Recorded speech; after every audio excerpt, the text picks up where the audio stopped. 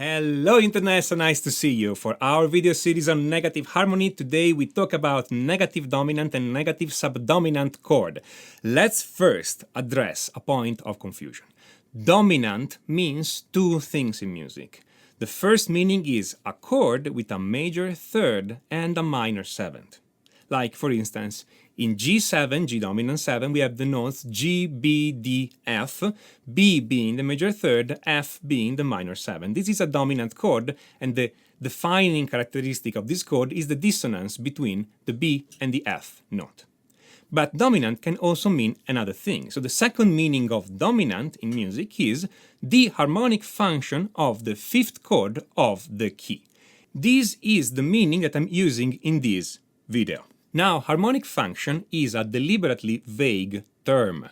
The idea here is that we can take the 7 chords of the key and we can classify them into 3 groups. These groups being the tonic, subdominant, and dominant group. And generally speaking, the chord in the tonic group are the first chord of the key and all the chords that sound similar to the first chord of the key.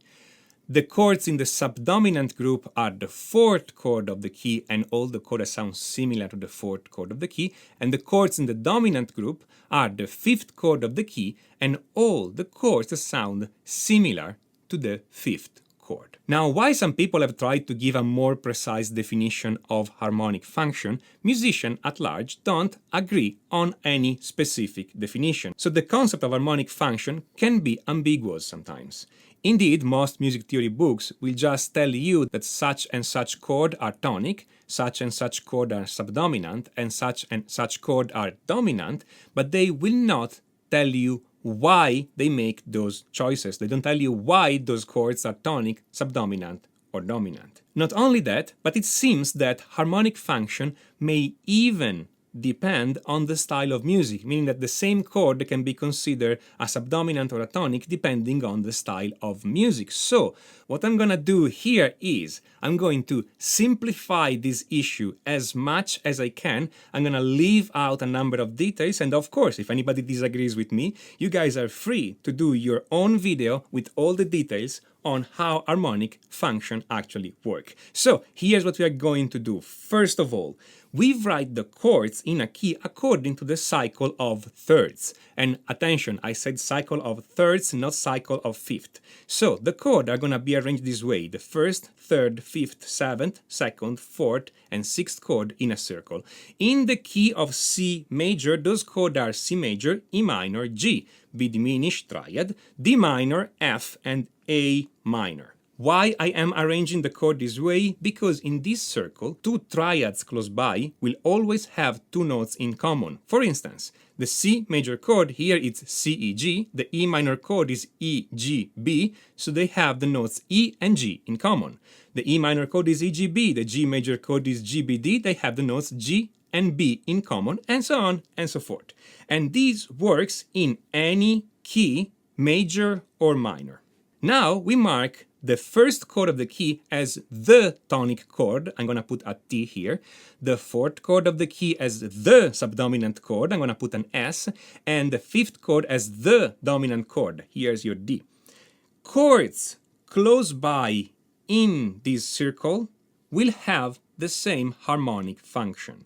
So, for instance, the seventh chord of the key will be considered a dominant chord, meaning that it has the harmonic function of a dominant chord, not that it has a major third and a minor seventh.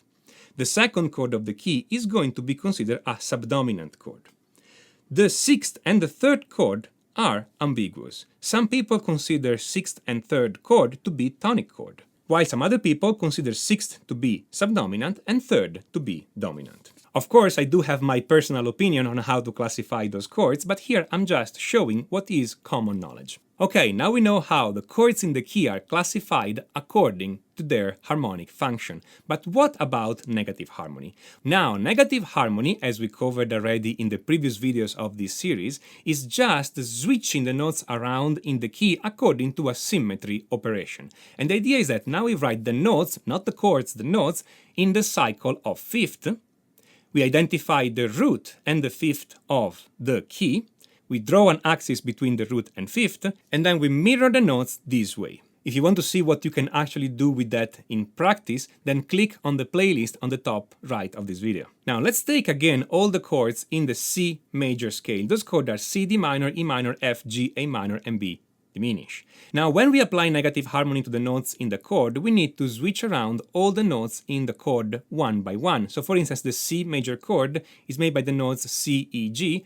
In negative harmony, C becomes G, G becomes C, E becomes C flat, so the resulting chord is a C minor chord. If I do this for all the chords in the key, I find this. I find that C becomes C minor, D minor becomes B flat, E minor becomes A flat, F becomes G minor, G becomes F minor, A minor becomes E flat, and B diminished becomes D diminished. The chords here are the chords in the key of C minor, because negative harmony reflects a major key into a minor key. Now here comes the interesting point. I'm going to put a T, S, or D close to every chord, depending if we classify it as tonic, subdominant, or dominant. Of course, in the key of C major, I'm counting the C chord as being the first chord of the key, and in the key of C minor here, I'm going to count C minor as being the first chord of the key. So here what happens? Every chord that has been classified as tonic chord, it's still a tonic chord under negative harmony, while every chord has been classified as subdominant becomes a dominant chord, and vice versa, every dominant chord becomes a subdominant chord. In other words, negative harmony perfectly reflects dominant chord into subdominant chord and vice versa. This is quite remarkable, but let's see it even better. Let's go back to our cycle of thirds. First, third, fifth, seventh, second, fourth, and sixth chord. The first chord stays the first chord under negative harmony. It goes from major to minor, but it's still the first chord. The third chord and the sixth chord switch places. The fifth and the fourth switch places, and the seventh and the second switch places.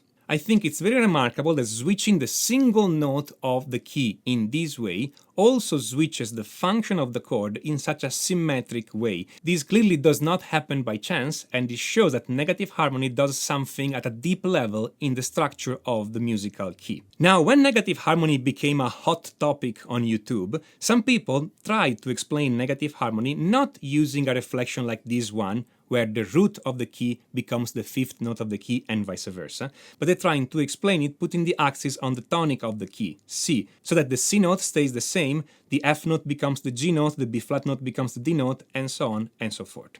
Well, of course you can do whatever you want in music. This is not forbidden, and maybe you can find some interest in music by doing this, but if you do it this way, then the dominant chord are not reflected into subdominant chord and vice versa. And not only that, but the C major key does not become the C minor key. It becomes something different. And that's one reason why I think that doing negative harmony reflecting the first note of the key into the fifth note of the key and vice versa, it's the right thing to do.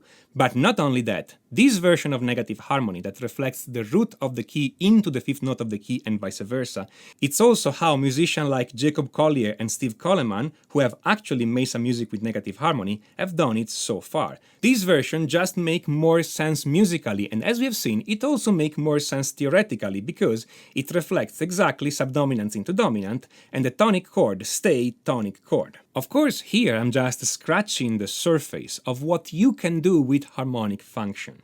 There are some very nifty tricks that you can do to your chord progression if you know how harmonic function works inside a key. If you want to know more about that, I do recommend you guys check out my course Complete Chord Mastery. That is not a book, it's a complete video course made by guitar players for guitar players. You're not gonna see any piano examples in that. All the examples are done straight on the guitar fretboard. Everything that is taught there, it's immediately applicable on the guitar so that you can actually use this immediately, practically, in your music. All the theory is done in a practical way with exercises to apply this to your music. If you have just a minute, then click on the link on the top right and check out Complete Chord Mastery. If you like this video, smash on that like button and don't forget to subscribe, and especially don't forget to click on notification, otherwise YouTube will not let you know when I put up a new video. If you have any comments, feedback, suggestions, write them down in the comments. I love reading from you. And this is Tommaso Zillia of musictheoryforguitar.com. And until next time, enjoy.